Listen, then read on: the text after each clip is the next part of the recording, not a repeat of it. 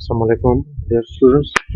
आज से हमारा जो ऑनलाइन क्लासेस का जो सिलसिला है वो प्रॉपरली जो लेक्चर अपलोड होंगे, साथ ही साथ उसके साथ जो वीडियो लेक्चर है, रिकॉर्डेड लेक्चर है, मैं प्लान कर रहा हूँ कि वो भी अपलोडेड हो ताकि आप लोगों को जो ऑनलाइन क्लासेस की जो कमी हो वो मतलब महसूस ना हो और आप लोगों का जो टाइम है उसको हम इफेक्टिवली यूटिलाइज कर सकें। तो उसी सिलसिले में आज हमारा जो पहला लेक्चर था ऑलरेडी अपलोडेड है, उसको मैं रिकॉर्ड करने जा रहा हूँ। होपफुली मतलब आप लोगों के लिए इफेक्टिव रहेगा और आप नजर में रहेंगे और आने वाली जितनी भी क्लासेस हमारी होंगी वो इसी पैटर्न के थ्रू हम इनको आगे लेके जाएंगे।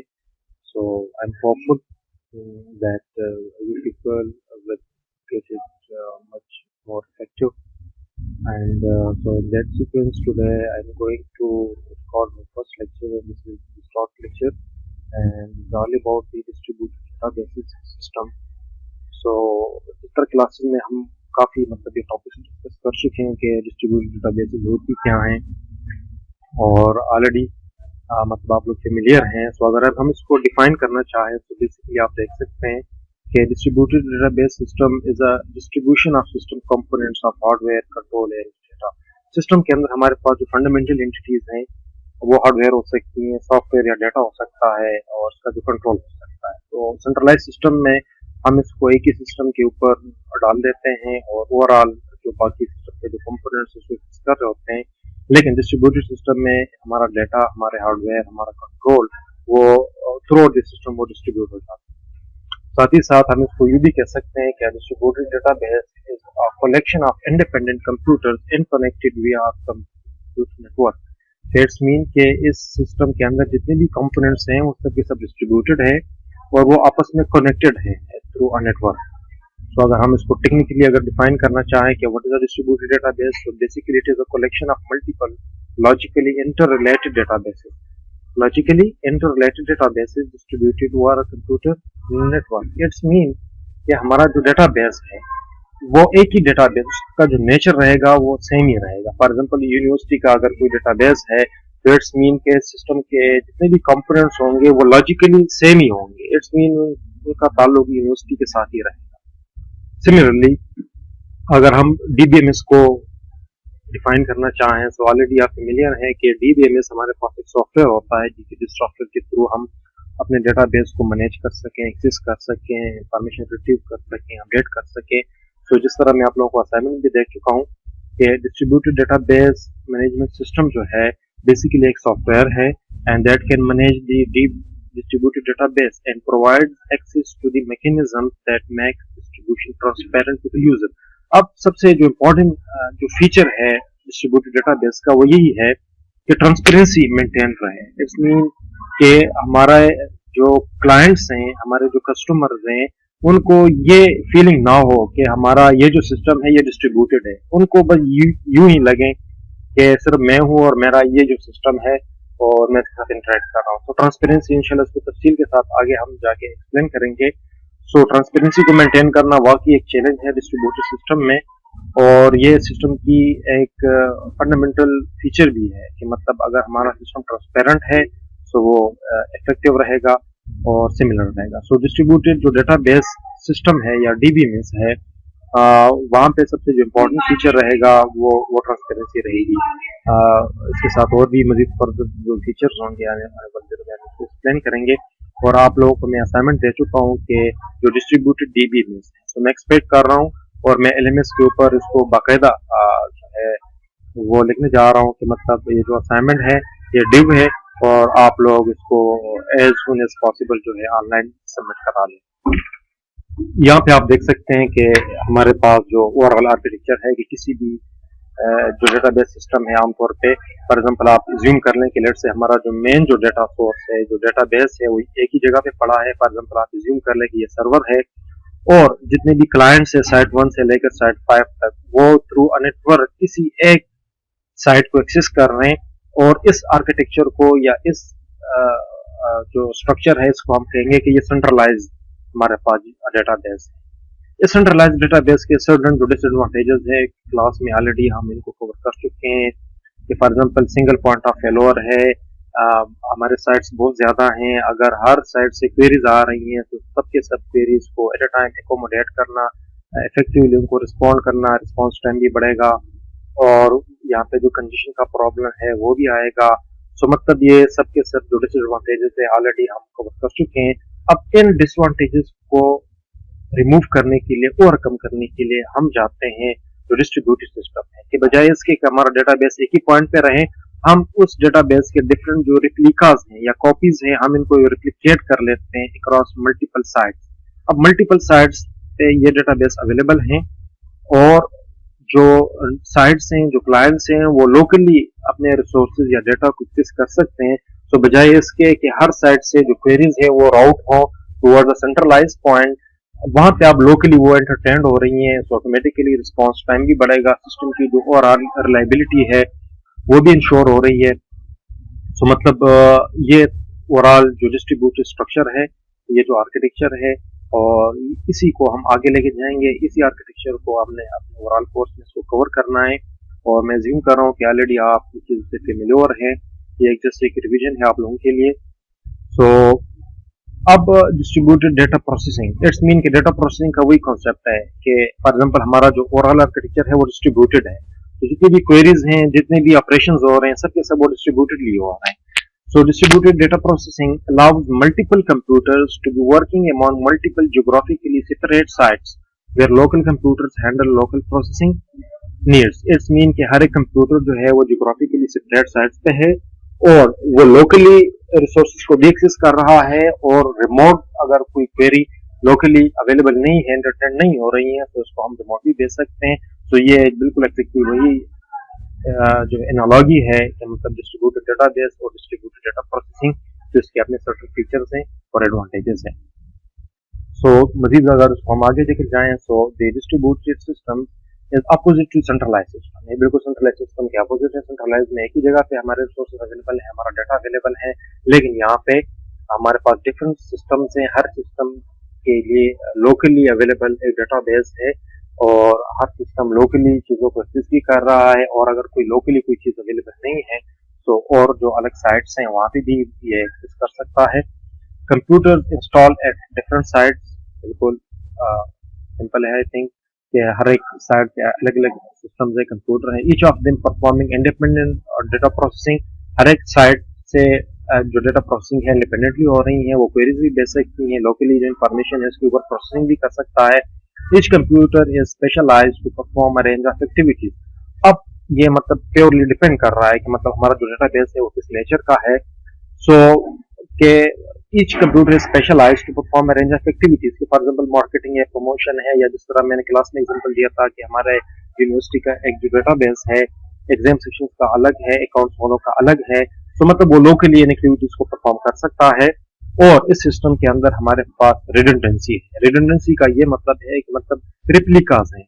एक जगह पे हमारा जो डेटा है वो स्टोर नहीं है, रिडंडेंटली हम इसको रिप्लिकेट कर चुके हैं डिफरेंट साइट्स के ऊपर, और यहाँ पे ऑटोनॉमी जो है वो मेंटेन हो रही है। इट्स मीन हमारा जो हर एक जो साइट है ऑटोनोमस है। तो इट्स मीन यहाँ पे ऑटोनॉमी का जो कॉन्सेप्ट है वो भी है। ऑटोनॉमी को हम डेप्थ पढ़ेंगे, रिडंडेंसी को भी हम डेप्थ कवर करने की कोशिश करेंगे आने वाले दिन में, क्योंकि हमारा जो ओवरऑल कोर्स है वो इन्हीं फीचर्स के ऊपर बेस कर रहा है।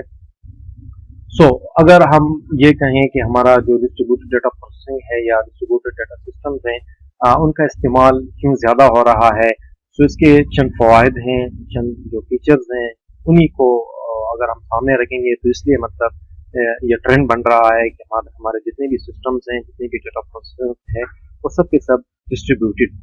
सो फॉर एग्जांपल इसमें अगर हम देख लें कि ड्रामेटिकली रिड्यूस्ड हार्डवेयर कॉस्ट, इससे हार्डवेयर कॉस्ट कम हो सकता है, लेकिन यहाँ पे एक ट्रेड ऑफ भी है। हार्डवेयर कॉस्ट का रिड्यूस होना यहाँ पे कि फॉर एग्जांपल अगर हमारे पास कोई सेंट्रलाइज सिस्टम है, तो सेंट्रलाइज सिस्टम एक ही जगह पे हमने अपने ओवरऑल जो डेटा है, जो प्रोसेसिंग कंप्यूटिंग पावर है, एक ही जगह पे हम इसको स्टोर करने जा रहे हैं। तो जिस तरह मैंने क्लास में बताया था कि मतलब सेंट्रलाइज सिस्टम में हमें एक ह्यूज जो डेटाबेस है उसको मेंटेन रखने के लिए हमें मेन फ्रेम कंप्यूटर की जरूरत पड़ती है, या सुपर कंप्यूटिंग की आप अज्यूम कर लेंगे हमें जरूरत पड़ रही है।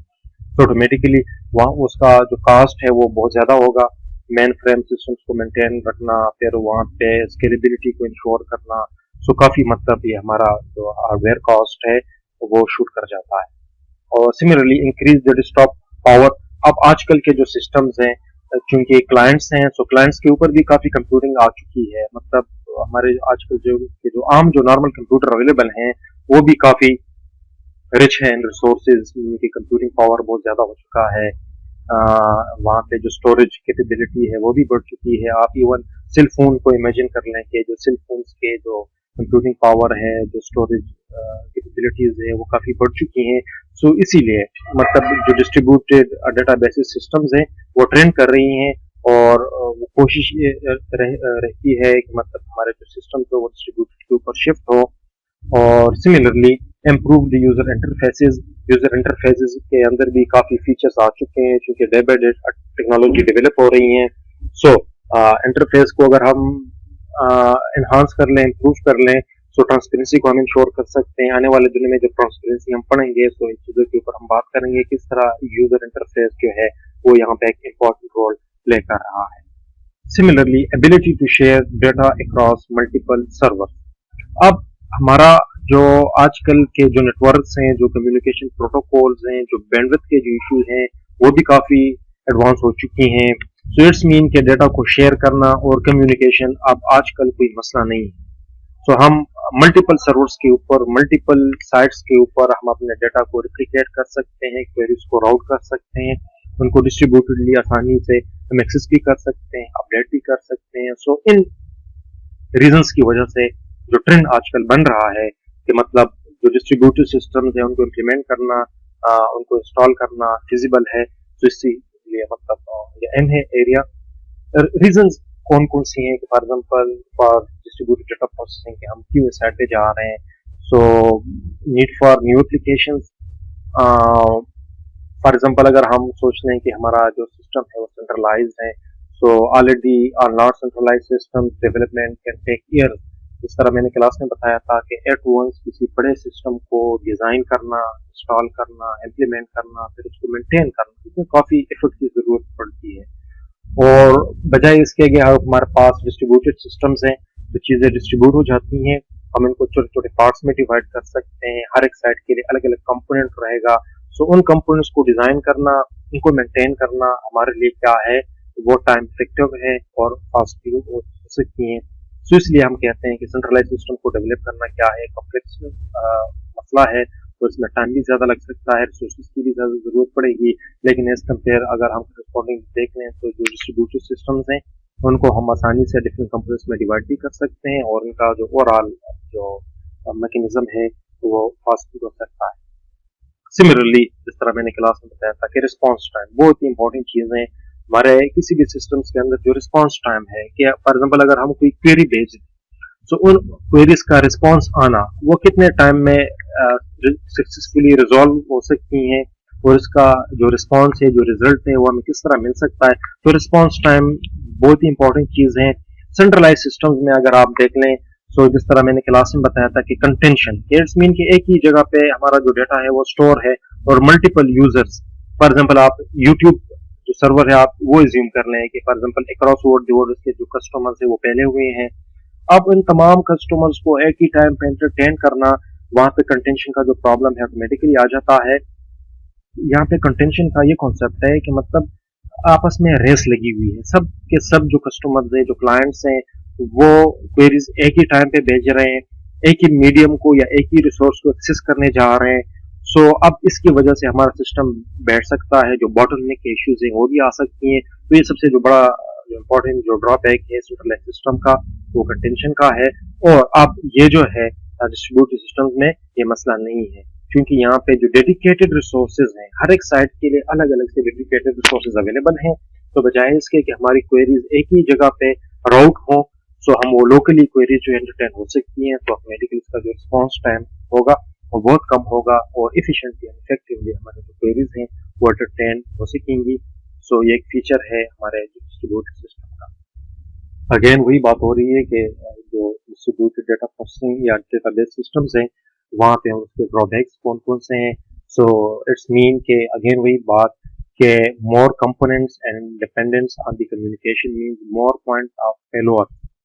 अब ये यहाँ पे एक मसला है कि डिस्ट्रीब्यूटेड सिस्टम्स के अंदर भी सेंट्रल चैलेंजेस हैं कि डेटा डिस्ट्रीब्यूटेड डेटा प्रोसेसिंग या डिस्ट्रीब्यूटेड डेटाबेसेस, यहाँ पे भी सर्टेन चैलेंजेस हैं ऑटोमेटिकली।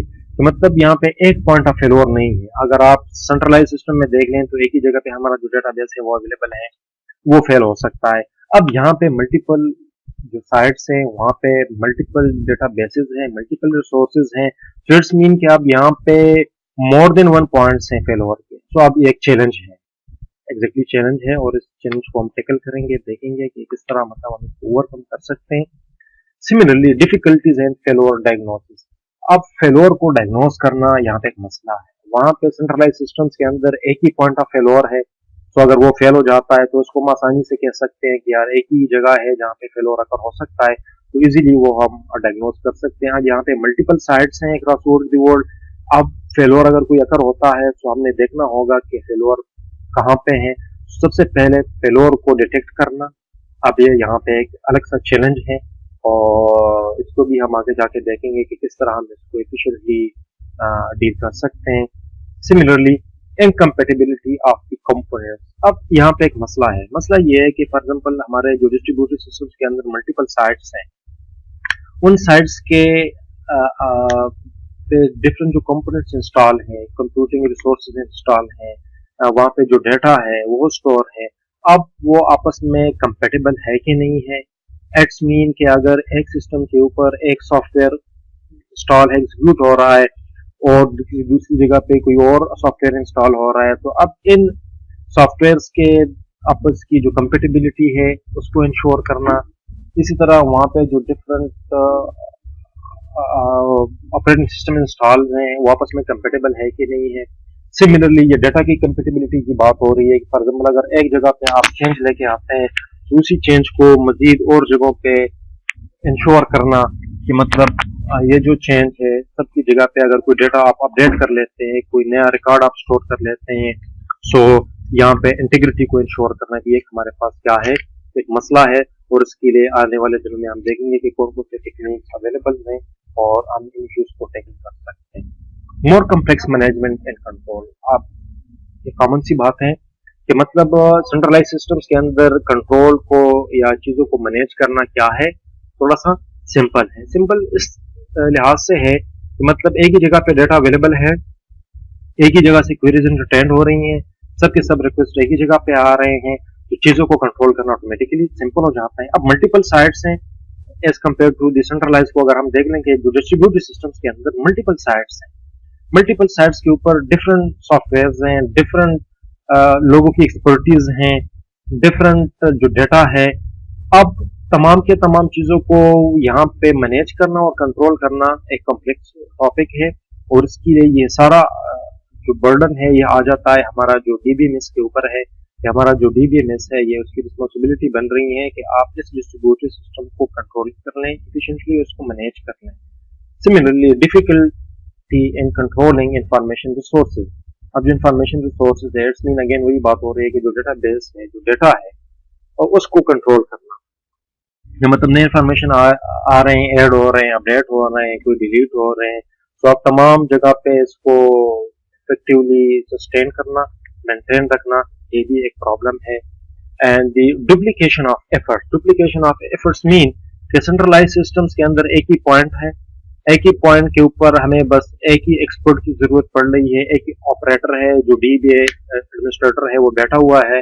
सो अब चूंकि हमारे पास डिस्ट्रीब्यूटेड सिस्टम्स है, मल्टीपल साइट्स पे डिफरेंट डिफरेंट जो डेटाबेसेस हैं वो अवेलेबल हैं डिफरेंट साइट्स के ऊपर, सो यहाँ पे एफर्ट की भी डुप्लीकेशन हो रही है कि मतलब सेंट्रलाइज सिस्टम में हमें एक ही जगह पे एफर्ट करनी थी, एक ही जगह पे बैठ के चीजों को कंट्रोल करनी थी, लेकिन अब यहाँ पे मल्टीपल साइट्स के ऊपर हमें वही एफर्ट जो है वो रिप्लिकेट कर रहे हैं, और मतलब हमें मजीद एफर्ट्स की जरूरत पड़ रही है। तो ये सब चैलेंजेस हैं जो इस सिस्टम्स के हैं।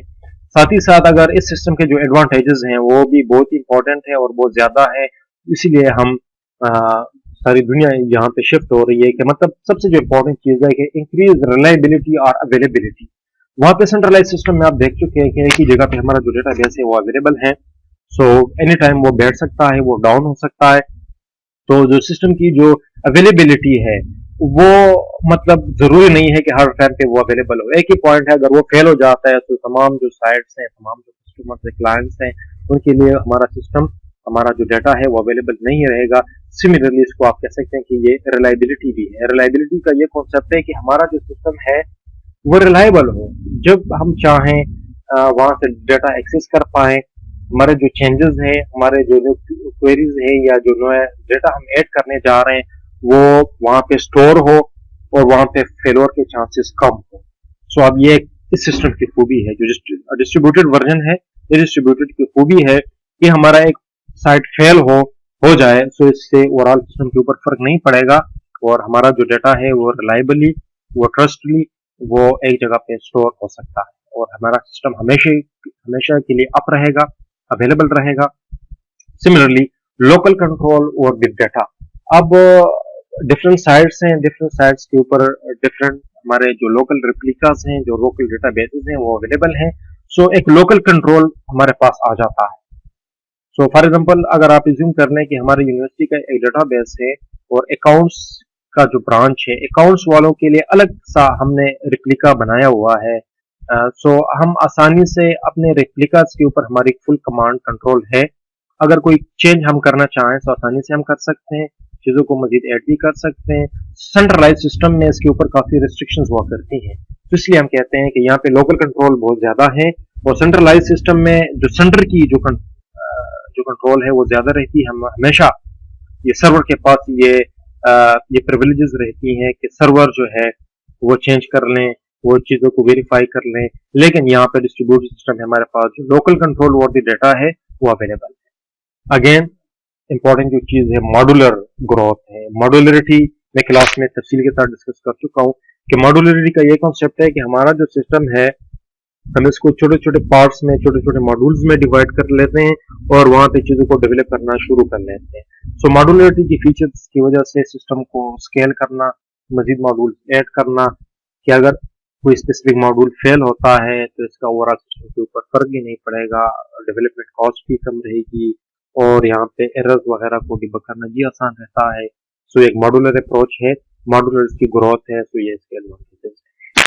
लोअर कम्युनिकेशन कास्ट, अब यहाँ पे कम्युनिकेशन कास्ट कम हो सकती है क्योंकि जिस तरह डिस्ट्रीब्यूटेड में जो सेंट्रलाइज है वहां पे हम देख चुके हैं कि एक ही पॉइंट है, एक ही पॉइंट से ऑल ओवर द वर्ल्ड जो क्वेरीज हैं वो आ रही हैं। सो कितने मतलब इसका जो ट्रांसमिशन कॉस्ट है वो कितना बढ़ेगा, नेटवर्क के ऊपर कितना बर्डन आएगा, इसके जो बॉटलनेक इश्यूज हैं वो भी आ सकती हैं, साथ ही साथ जो कंटेंशन के प्रॉब्लम्स है वो भी आ सकती हैं। लेकिन आप यहाँ पे ऐसा नहीं है क्योंकि डिस्ट्रीब्यूटेड सिस्टम में लोकल चीजें अवेलेबल है, तो लोकली हम इनको एंटरटेन कर सकते हैं। Fast response for certain queries, क्योंकि सर्टन क्वेरीज का यहाँ पे ये सीन है कि बहुत क्वेरीज ऐसी हो सकती हैं कि उसको एंटरटेन करना मतलब वो लोकल जो रिसोर्सेज अवेलेबल है, लोकली जो डेटा बेस अवेलेबल है, हो सकता है कि वो क्वेरीज वहां से एंटरटेन ना हो, लेकिन जो क्वेरीज लोकली एंटरटेन हो रही हैं तो ऑटोमेटिकली उसके लिए रिस्पॉन्स टाइम जो है वो काफी कम रहेगा। सो ये इसके एडवांटेजेस हैं। अब अगेन वही बात हो रही है कि इसके जो डिसएडवांटेजेस हैं वो भी हैं कि मतलब यहाँ पे सॉफ्टवेयर कॉस्ट है, ऑटोमेटिकली सॉफ्टवेयर कॉस्ट भी बढ़ेगा। डिस्ट्रीब्यूटेड वर्जन है, इसकी कॉम्प्लेक्सिटी, सिस्टम की ओवरऑल कॉम्प्लेक्सिटी भी बढ़ेगी। प्रोसेसिंग ओवरहेड है, प्रोसेसिंग ओवरहेड का ये कॉन्सेप्ट है कि इट्स मीन के सेंट्रलाइज सिस्टम में एक ही जगह पे चीजें प्रोसेस हो रही हैं, अब लोकली भी प्रोसेस हो रही हैं। अगर कोई क्वेरी लोकली एंटरटेन नहीं हो रही है तो ऑटोमेटिकली वो राउट होंगी टुवर्ड्स द सेंट्रलाइज पॉइंट, तो automatically it causes the processing overhead. Similarly data integrity exposure, अब यहाँ पे डेटा इंटीग्रिटी, इंटीग्रिटी का ये कॉन्सेप्ट है कि अगर आप एक जगह पे चेंज कर लें तो वो चेंज तमाम साइट्स के ऊपर आनी चाहिए।